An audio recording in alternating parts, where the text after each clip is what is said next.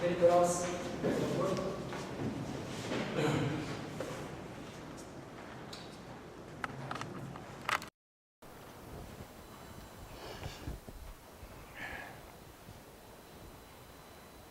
Que bom que estamos aqui.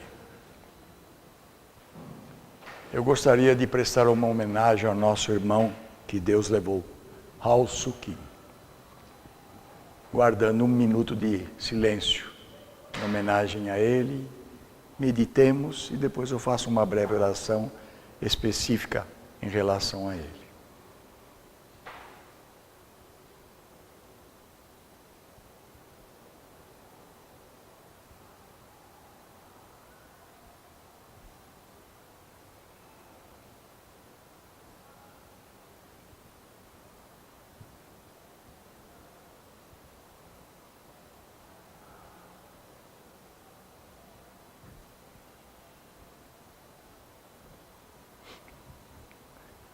Senhor Deus, Tu és fiel, faze-nos fiéis a Ti também, como foi o Teu servo, Raul Suquim, até o dia em que o chamaste à Tua presença.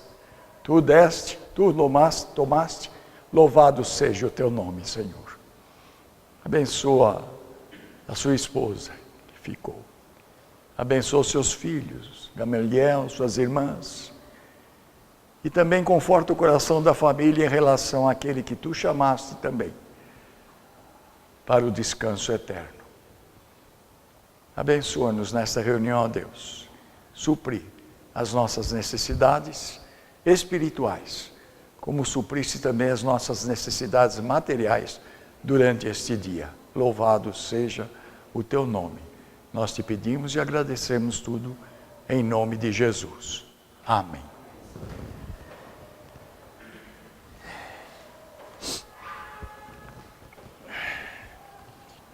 Quando o nosso irmão Raul me convidou para falar, ele disse que cada um iria falar sobre a igreja.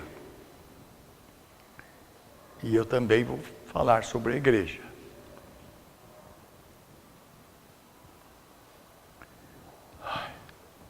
Só um minutinho.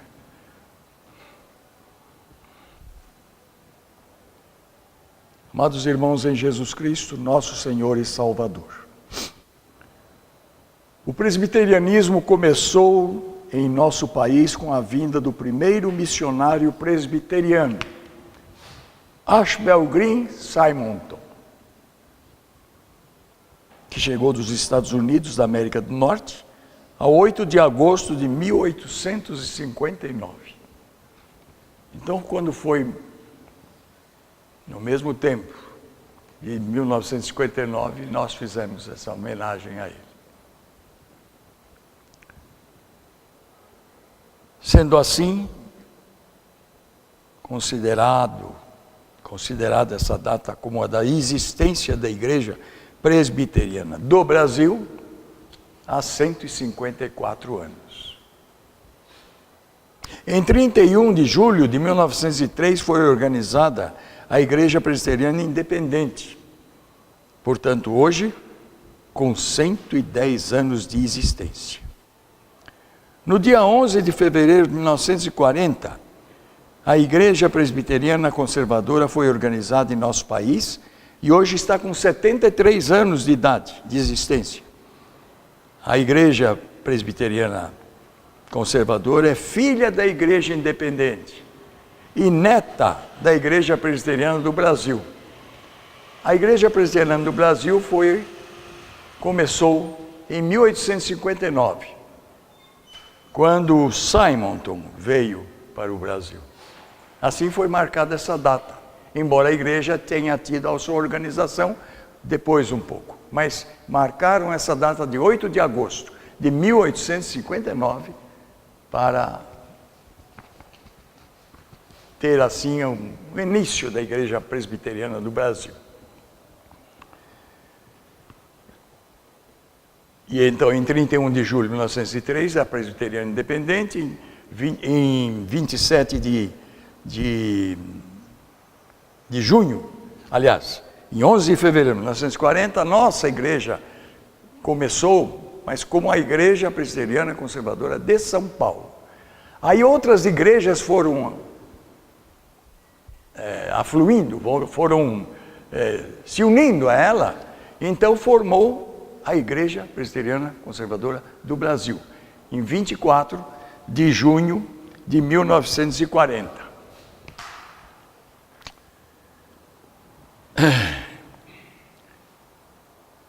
A Igreja Presbiteriana Conservadora, eu disse a ele, aliás, quando ele me convidou, o que era para falar? Ele falou: o senhor fala sobre o que o senhor quiser, fale sobre o presbiterianismo, é presbiterianismo que vai ser tratado. Tá bom. Então eu vou falar a respeito do presbiterianismo que eu conheço, porque foi na Igreja Conservadora que eu me converti, que o Senhor me converteu. A IPCB, Igreja Presbiteriana Conservadora do Brasil, como seu propósito e motivo de existência, a pregação e ensino do verdadeiro Evangelho de nosso Senhor Jesus Cristo, como foi pública e oficialmente declarado na Assembleia Geral de 18 de fevereiro de 1940. Fevereiro. Ela se organizou como igreja conservadora em 24 de junho. E isso foi feito em 18 de fevereiro, em manifesto assinado por 78 membros, Igreja Presbiteriana Conservadora de São Paulo, conforme o número 1 do ano 1 do Presbiteriano Conservador, órgão oficial da denominação até hoje. Esta nova igreja, dizia lá, é sem dúvida o fruto de um acendrado, um grande apego à doutrina conservadora, apego à doutrina. Não seguimos o formalismo religioso, que orienta a personalidade para a simples aceitação intelectual de determinadas verdades que permanecem, todavia, estéreis e improdutivas. Longe disso, reconhecemos a exata posição do dogma na vida religiosa. Dogma é uma verdade que a gente conhece, assimila, adota e se aferra a ela, se apega a ela. É um dogma.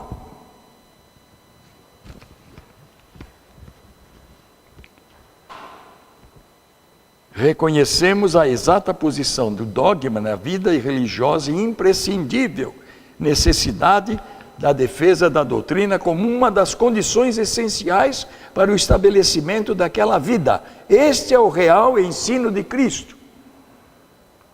Por que eu estou falando dessa questão de história da igreja? Porque ela veio à existência por causa disso. Neta da Presbiteriana do Brasil, filha da Igreja Presbiteriana Independente. A Igreja Presbiteriana do Brasil começou, como já disse, com a vinda de Simonton e outros missionários que vieram. E se dividiu, e se transformou, e cresceu, e se tornou essa grande igreja que até hoje existe. Não é? Presbiteriana do Brasil. Em 1903, veio a Independente, 31 de julho de 1903. Saída da Igreja Presbiteriana do Brasil. Por quê? Ela teve as suas razões doutrinárias e administrativas. Eu não vou contar a história aqui, porque não é o caso. E a Igreja Presbiteriana Conservadora saiu da Independente.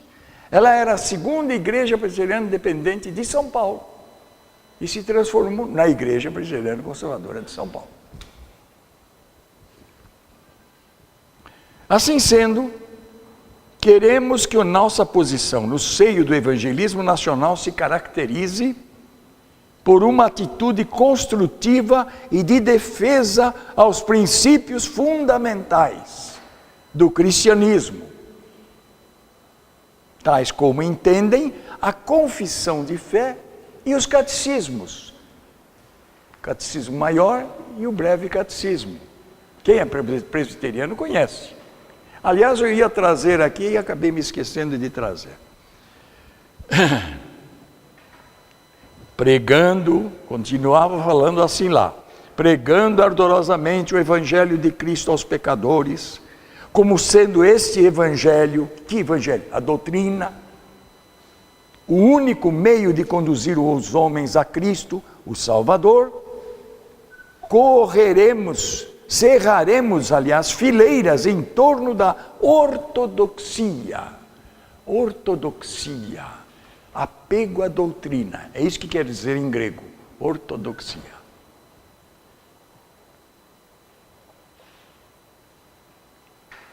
Fidelidade doutrinária. E montaremos guarda, sempre alerta à sua conservação integral. Por isso, queremos ser chamados presbiterianos conservadores. Às vezes, quando eu falo, de que igreja? A igreja conservadora. O que a igreja conserva? Querendo brincar. Ela conserva a doutrina do Senhor Jesus. Ela conserva o Evangelho. Ela conserva a palavra de Deus na sua integridade. É isso que ela quer. Conservar. E tem procurado fazer. Essa denominação tem o objetivo de afirmar a nossa origem histórica. Afirmar que nascemos de um movimento de defesa à ortodoxia. Não é nosso propósito provocar adesões, que outros venham. Nossa aspiração limita-se a encontrar para nós um lugar em que possamos ser úteis à causa de Cristo. Só isso. No Brasil. Sem sacrifício da nossa tranquilidade espiritual. E sem transigir quanto aos princípios que norteiam a nossa posição doutrinária. Nosso número é limitadíssimo. Estamos nos vendo hoje aqui. Mas não nos impressionemos tanto com isso. Sabem a quem Jesus pregou uma vez? E lhe disse, Deus é Espírito, e quer que o adoremos em Espírito e em verdade. A quem foi? A mulher samaritana, uma mulher à beira do tanque do poço de Betesda. Uma mulher só. Jesus não fazia questão, ele fazia questão do coração, não de quantidade. Agora, é lógico que uma quantidade anima, né?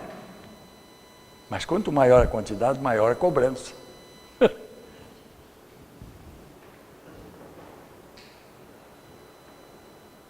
Contentar-nos-emos apenas, apesar disso, com o crescimento paulatino, devagar, que corresponder aos frutos da nossa pregação. Se for do agrado do Pai, que assim fiquemos, limitados ao nosso número atual, à modéstia dos nossos recursos de toda a ordem, assim ficaremos, felizes, tranquilos, aguardando o raiar do novo dia. Quando o Senhor Jesus vier, Ele nos julgará. Se, porém, adesões aparecerem de pessoas sinceramente desejosas de caminhar conosco nesta jornada, nós as receberemos. Como não? E incluiremos os nomes dos novos companheiros no rol desta igreja local, que se referia à Igreja Conservadora de São Paulo, que era a única, até que o número e a natureza das adesões autorizem a criação do presbitério conservador. A reunião de igrejas. Nos números seguintes do nosso jornal foram publicados adesões de outras igrejas, de modo que no dia 27 de junho daquele ano, 1940, foi organizado o primeiro presbitério conservador, com 11 igrejas e 5 ministros.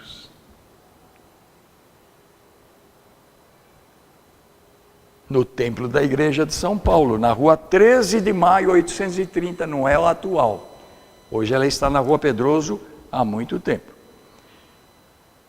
13 de maio, 830, Bela Vista, capital São Paulo. O Presbiteriano Conservador, que é o seu jornal, que trouxe aí algum exemplar, algum número. No ano 1, primeiro, número 5, onde aparece a fotografia desse presbitério, e os nomes das igrejas e dos presbíteros e pastores que o formaram, bem como a primeira pastoral assinada por esses irmãos. Aí está a fotografia daquele presbitério. 24 de junho de 1940. Alguém já tinha nascido naquele tempo aí? Nessa aí? Não? Alguém? Alguém tinha já nascido aí? Não? Não, ainda não? Eu sou de 31. Eu já tinha nascido então, né? Estou velho, não. Desculpa. Velho não, eu estou idoso.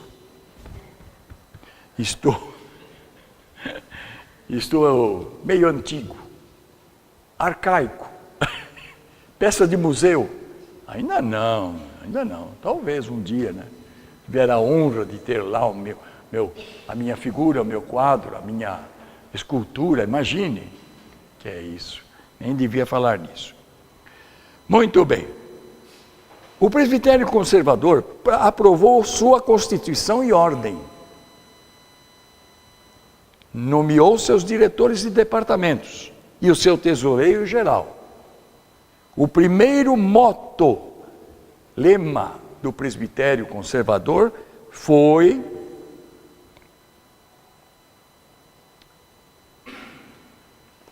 Apocalipse 22, 20. Maranata. O que quer dizer? Em grego é Maranata. O que quer dizer? Ora vem, Senhor Jesus. Esse é o moto. O hino oficial adotado foi o de 524 do Velho Salmos e Hinos. Está aqui, velhinho. Primeiro Salmos e Hinos que eu cantei com o Senhor. Foi aqui que eu cantei o hino 403. Da linda pátria estou bem longe. Quando o Espírito Santo tocou o meu coração e me fez um filho de Deus. Louvado seja o Senhor. Qual é não é esse que eu estou falando agora.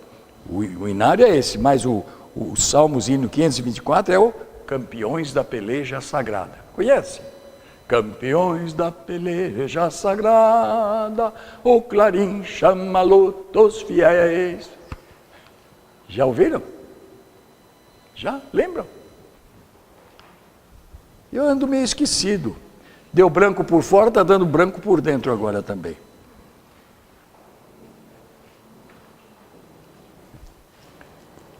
Campeões da peleja sagrada, o clarim chama a luta aos fiéis.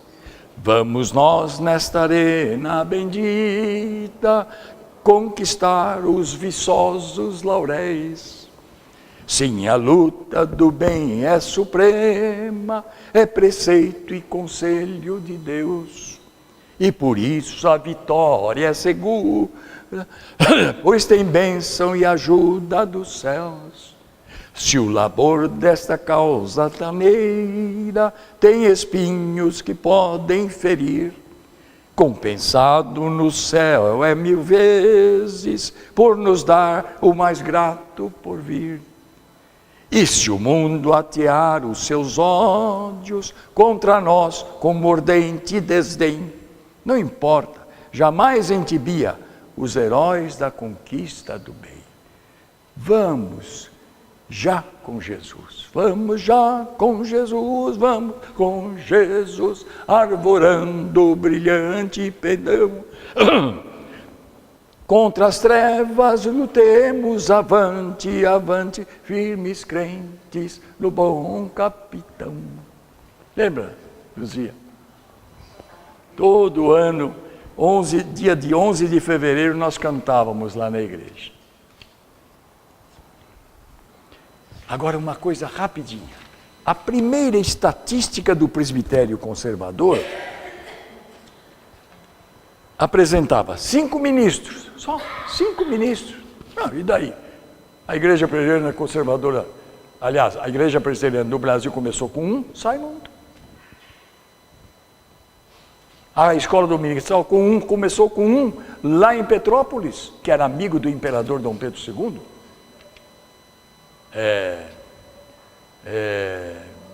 Ainda hoje eu falei o nome dele, Robert Reis. Então não importa número. 5 ministros, 11 igrejas roladas, com um total de 741 membros adultos, só. 22 presbíteros e 21 diáconos. As propriedades dessas igrejas, os irmãos estão com uma propriedade, uma beleza aqui. As propriedades dessas igrejas estavam avaliadas em cerca de 300 contos de réis. Já ouviram falar 300 contos de réis? Sabe o que é isso? 300 contos de réis. Que história de contos de réis é? Seria como milhões hoje. 300 contos. O orçamento para o primeiro ano do presbitério era de 18 contos. Tempo do Merréis. A estatística apresentada pela Comissão Executiva da Assembleia Geral em janeiro de 2013, aquela era de 1940. Agora aqui é de janeiro de 2013. São 73 anos depois. Referente ao final do ano de 2012, foi a seguinte: 8 presbitérios, tínhamos um só. 8 presbitérios. 62 igrejas. 2 congregações presbiteriais. Eram mais, mas depois se transformaram em igreja. 6 congregações do departamento missionário. 34 pastores efetivos, eleitos.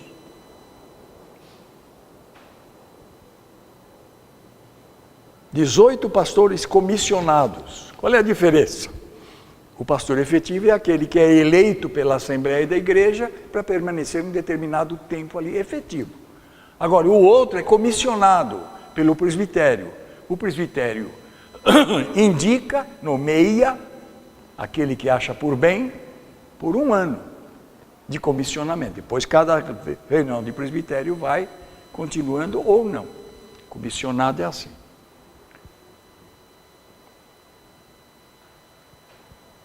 Três ministros professores do seminário residentes, moram lá, se dedicam ao ministério lá, magistério e ministério lá.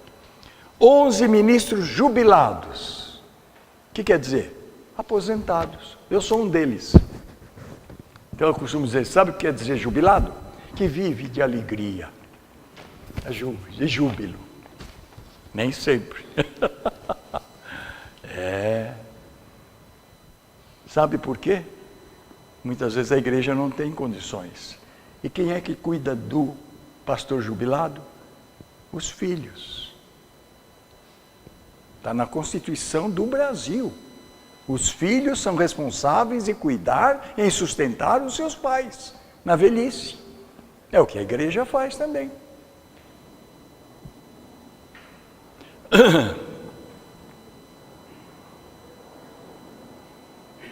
Onze ministros jubilados, 3 pastores licenciados, 4 evangelistas, 2 obreiros, 6 ou 8 seminaristas, 167 presbíteros ativos, 71 em disponibilidade, 152 diáconos ativos, 68 em disponibilidade, membros comungantes, 3.437, depois de 73 anos. Quanta gente morreu, mas quanta gente nasceu e quanta gente se converteu. Membros menores, 829, dá um total de 4.099 membros, a Igreja Presbiteriana Conservadora do Brasil. Por quê? Maiores, adultos, mas menores também. As crianças são membros da igreja. Quando Jesus chamou os seus apóstolos e certa vez estavam lá conversando a respeito de alguma coisa referente ao assunto, ele pegou um menino, pôs entre as suas pernas ou no seu colo e disse: quem não se fizer como um destes pequeninos não entrará no reino dos céus. Uma criança, na sua ingenuidade, na sua inocência, Jesus deu mais valor a ela do que aqueles apóstolos barbudos, velhos que estavam ali. Porque não há diferença. Quando formos para o céu, onde estão os anjos, que idade tem os anjos? Que idade nós teremos? Como é que nós seremos? Homens e mulheres? Não, isso é do corpo. Isso é aqui na terra. Lá seremos como os anjos. Os anjos não têm sexo. Não é? Simplesmente isso. Por isso que o céu é céu. Não há briga de homem e mulher. Não há briga de homem e homem, mulher e mulher. O céu é o céu, onde o nosso amigo Raul já está lá gozando a presença do Senhor e dos anjos.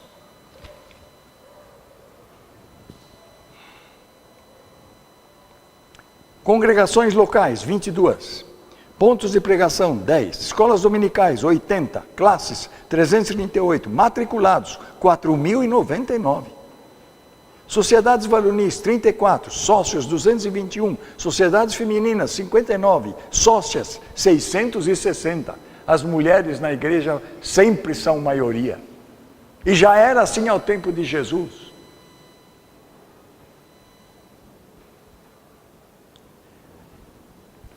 Aqui entre nós, a Igreja Presbiteriana Conservadora não tem presbíteras, não tem pastoras, não tem diaconisas. Por quê? Por quê? É simples. Por quê? Porque a Bíblia não fala nisso. Só fala de apóstolos, de pastores, de diáconos. Embora houvesse tantas mulheres fazendo tão grande obra lá, naquele tempo.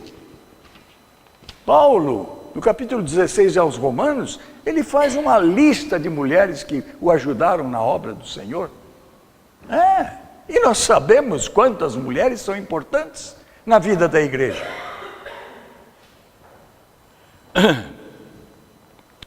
Uniões de mocidade, 31. Sócios, 322. Sociedades de adolescentes, 14 sócios, 155 juvenis. 10 sócios, aliás, sociedades juvenis, 10 sociedades e 70 sócios. Corais, 17. Sócios, 94. Finanças, sustento pastoral, efetivos, 1.467.673, etc. Verba presbiterial, 316.169,84. Vejam que diferença. Quanto custa um pastor efetivo para a igreja sustentar? Mas por que não está aqui? Porque isso é da igreja local. Fins locais. Aliás, verba presbiterial, 316. Fins locais internos, 2.325.316. Outras entidades externas, 195.802.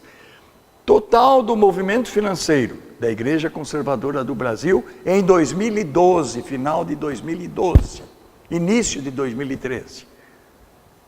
4.854.641,40. Não devíamos falar nisso? Como não? Trazei todos os dízimos à casa do tesouro, é bíblico. Trazei as vossas ofertas. Jesus fez isso. Mandou Pedro pescar um peixe lá, abriu a boca dele e tinha lá um estáter. Dê por mim e por ti, Pedro. Jesus.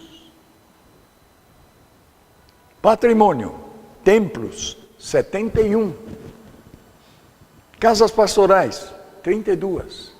Casas pastorais, que estão junto ao templo, onde o pastor vai morar com a família. Precisa. E se algum não precisar, outrora não havia isso. Os 11 pastores daquele tempo, eles tinham a sua vida, eles tinham a sua família, eles tinham as suas casas, eles tinham o seu trabalho, e eles davam o seu tempo, e ajudavam a igreja.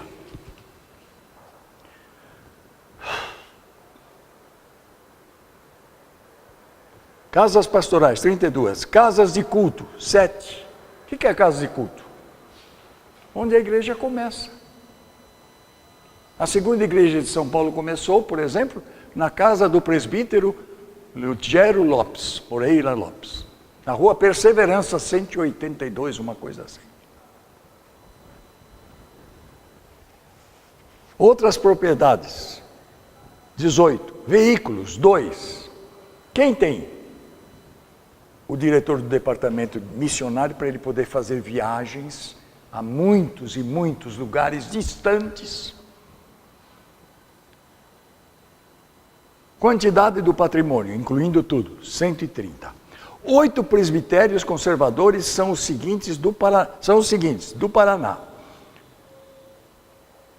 Do Paraná, quer dizer, São Paulo, 2 de São Paulo, Piratininga, regiões norte e sul da Grande São Paulo e Bahia. Paulistano, região leste da Grande São Paulo, Bandeirante, Brasil Central, Centro-Sul, Guarulhos e Oeste Paulista. São os 8 presbitérios distribuídos por aí. O departamento missionário tem seus trabalhos em Rio Branco, Acre, Caruaru, Pernambuco, não sabe? Campo de Paulista, Pernambuco também, Ipeg, Mato Grosso do Sul, Ouro Preto do Oeste, Rondônia, Maceió, Alagoas e outros mais. A Igreja Presbiteriana Conservadora do Brasil tem sido muito abençoada por Deus durante esses 73 anos de existência. Por sua fidelidade doutrinária, por sua obra de evangelização e pelo seu testemunho cristão contra o mundanismo, o modernismo teológico, o pentecostalismo e o catolicismo romano. Ela precisa continuar com o mesmo testemunho e a mesma posição doutrinária daqueles irmãos que a organizaram em 1940, com muito esforço e sacrifício. Os juvenis, os adolescentes, os jovens e todos os conservadores de hoje precisam ser fiéis ao Senhor e Salvador Jesus Cristo, como cantamos. Tu és fiel, nós precisamos ser fiéis a Ele. Ele foi tão fiel que morreu por nós na cruz do Calvário, que foi sepultado. Ah, mas ele não ficou na sepultura. Por quê? Porque era o próprio Deus, segunda pessoa da Santíssima Trindade, dando a sua vida por nós, porque Ele tomou a nossa forma, tomou corpo e alma. Deixa eu dizer uma coisa aqui aos irmãos. Eu falei corpo e alma, mas nós não somos corpo e alma. Sabe quem são corpo e alma? Os animais. A Bíblia não fala? Está lá em Gênesis. Corpo, animal tem corpo e alma. Nós somos animais, temos corpo e alma. Mas qual a diferença? Deus nos criou, como é que é mesmo? Deus nos criou à sua imagem e semelhança. Nos fez iguais a Ele espiritualmente. Essa é a diferença. E é isso que nos distingue dos animais irracionais. Nós somos racionais porque temos espírito, temos inteligência, Deus nos deu, nos fez iguais a Ele. É interessante, né? Por que eu estou dizendo isso? Porque a Bíblia diz. Eu estive o ano passado ou retrasado, no Seminário Presbiteriano de Jesus, lá onde eu estava antes. Ah, não, foi no templo da Quarta Igreja, onde houve a formatura. Tínhamos lá 3 formandos, né? Foi muito bom. Só foi a formatura, foi uma noite só, né? Estava cheinho e tal. Aí tinha 3 lá. Falei, parabéns, então os irmãos agora são bacharéis em teologia. Desculpe, bacharéis em teologia. Né? Que beleza, puxa vida, então vocês sabem tudo a respeito de Deus. Falando assim, imagine. Eu não sei tudo. Me diga uma coisa, vocês podem me explicar o que Deus é? Está no breve catecismo. Item 4. O que Deus é? O que é Deus? É a pergunta. Deus é, quem souber, fale comigo. Deus é Espírito, infinito, eterno e imutável, em seu ser, sabedoria, poder, santidade, justiça, bondade e verdade.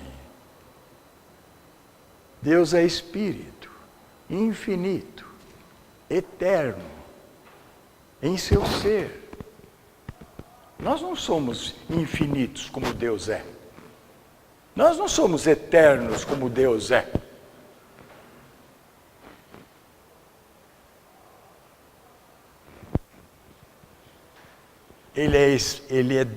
Deus é Espírito infinito, eterno e imutável. Muito bem. Esses são os predicados de Deus. Agora, Ele nos fez a sua imagem e semelhança. E nos deu predicados também. Quais predicados? Nós não somos eternos, nem infinitos, nem imutáveis, certo? Então nós somos mutáveis, finitos e não eternos. E temos a semelhança de Deus, seu ser, sabedoria, poder, santidade, justiça, bondade e verdade. Tudo isso é espiritual, que nós temos. Então, há os predicados de Deus e os nossos predicados, que não são os mesmos de Deus. Está na Bíblia. Então eu dizia, então vocês me digam por favor, como é que pode, você lembra disso, Gamaliel? Como é que pode alguém ser 3 em 1? É 1 e 3, 3 em 1, como é que é isso? Deus é 3 e é 1. Pai, Filho e Espírito Santo. São 3 pessoas da Santíssima Trindade, mas só um Deus. Eu não sei como é que é isso, eu não sei explicar. A gente pode usar comparações. Uma árvore tem raízes, tronco e membro. E eu mostrei o meu tronco. Por quê? Nós também homens somos assim. Temos corpo, cabeça e membros. Muita coisa. O triângulo tem 3 lados, não é?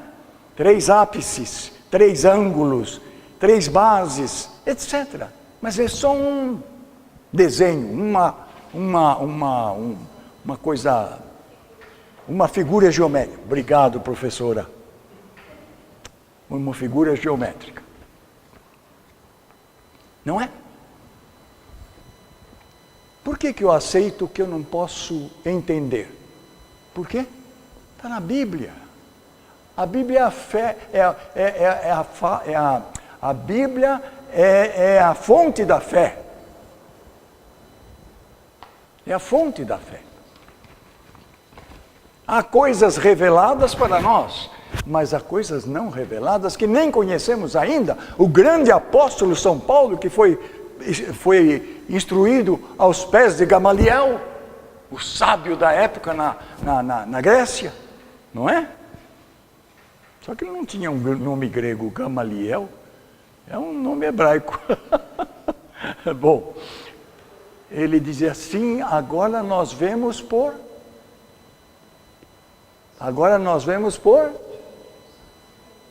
enigma, ponto de interrogação. Olha aí. Nós não sabemos. Então nós vivemos pela fé. Agora diz a palavra de Deus, nós temos fé, esperança e amor. Quando estivermos no céu, teremos fé? A fé é a prova das coisas que se não veem e o fundamento das coisas que se esperam. Teremos esperança? Não, estaremos lá diante da própria realidade, do próprio Deus, Pai, Filho e Espírito Santo. E estaremos com os anjos, estaremos com aqueles que antes nos precederam. Sempre, agora desculpa, eu estou sempre me referindo, mas é o mais chegado de momento. Gamaliel, aliás, desculpe, fale em alto. O Raul. Raul em inglês é como, né? Raul?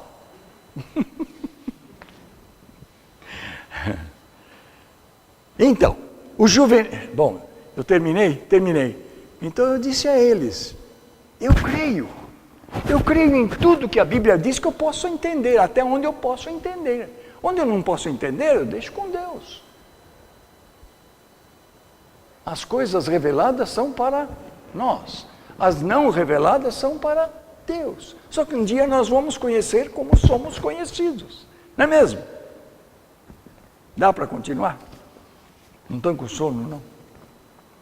Os juvenis, os adolescentes, os jovens e todos os conservadores de hoje precisam ser fiéis ao Senhor e Salvador Jesus Cristo, como o jovem Timóteo foi exortado pelo apóstolo São Paulo, o que está em 2 Timóteo 3, 10 a 4, 5.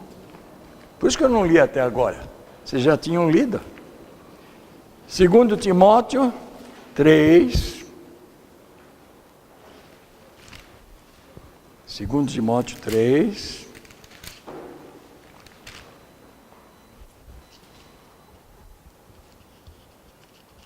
Dez a 4, 5. Não é longo, não.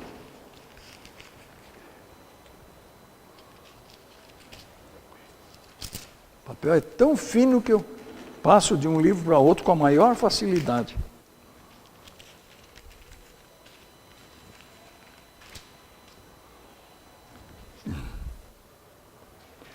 Tu, porém, tens seguido a minha doutrina, Paulo falando ao jovem pastor Timóteo. Tens seguido a minha doutrina, modo de viver, intenção, fé, longanimidade, amor, paciência, perseguições e aflições, das quais me aconteceram em Antioquia, em Icônio, em Listra. Isso que ele disse, no mundo tereis aflições, mas tem de bom ânimo. Quantas perseguições sofri, e o Senhor de todas me livrou. E também todos os que piamente, o que quer dizer piamente? Fielmente, querem viver em Cristo Jesus, padecerão perseguições. Está vendo? Você está rindo por quê? Porque eu falei de perseguições aqui? É isso? Todos que quiserem viver piamente, me seguir piamente, sofrerão perseguições. Mas os homens maus e enganadores irão de mal para pior, enganando e sendo enganados. Tu, porém, Timóteo, permanece naquilo que aprendeste e de que foste inteirado. De quem ele aprendeu, Timóteo? Da sua avó, Lóide, e da sua mãe, Eunice, sabendo de quem tens aprendido. A sua avó e a sua mãe o ensinaram. Paulo mesmo não teve esse privilégio. Nós sabemos como foi a vida de Paulo, até ele conhecer Jesus no caminho de Damasco. Paulo, Saulo, Saulo, por que me persegues? Duro é para ti recalcitrares contra o aguilhão. Ele estava... O que é aguilhão? É a ponta de uma lança cutucando, cutucando, cutucando, ou puxando e cutucando. É isso o aguilhão. Eu tive um aguilhão há muito tempo.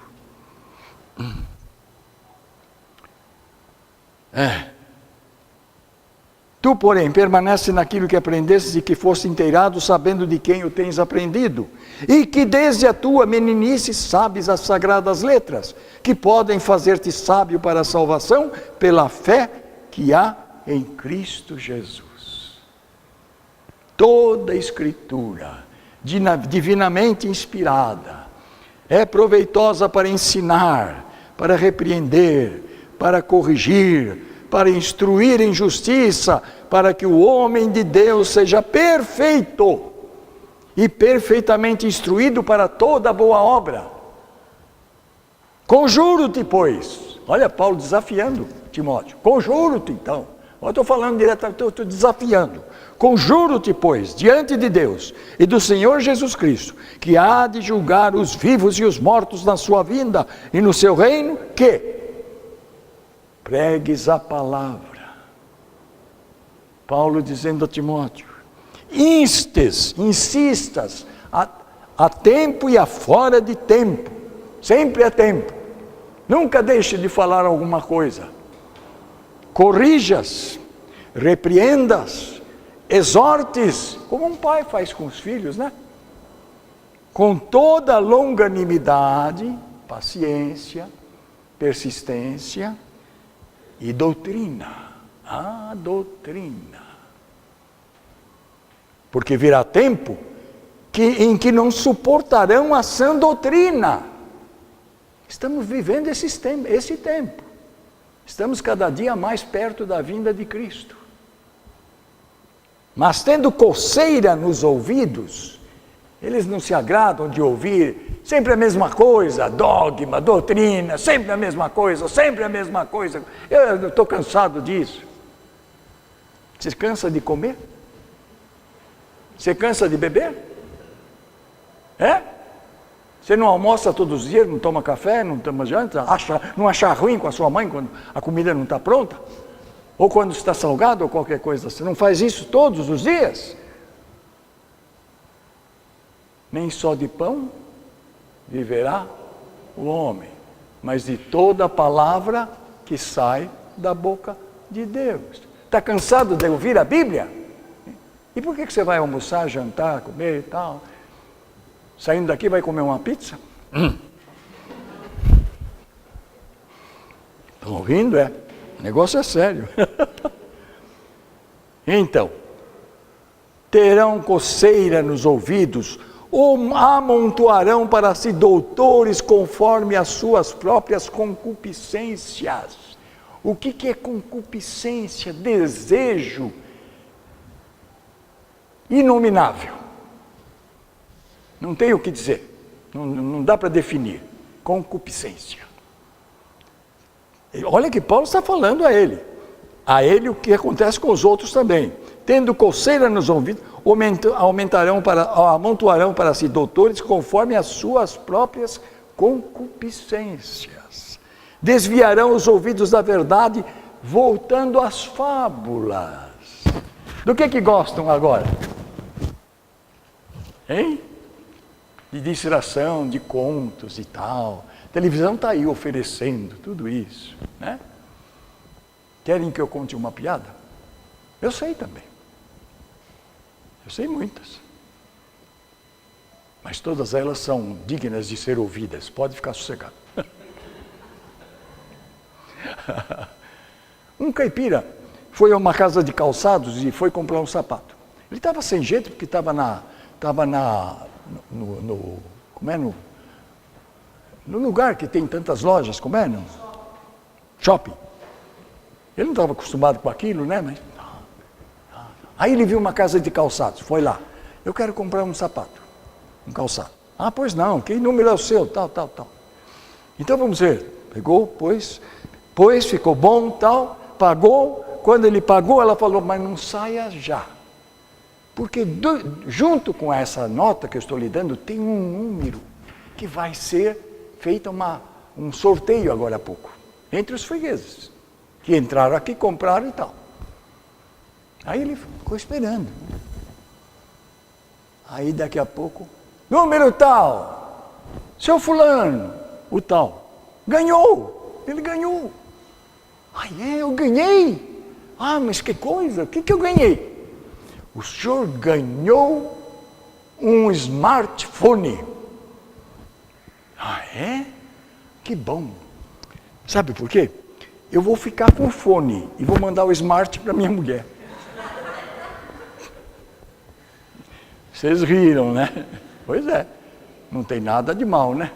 Não tem. Não saia da vossa boca nenhuma palavra torpe, mas somente aquela que tiver, hein? Edificação.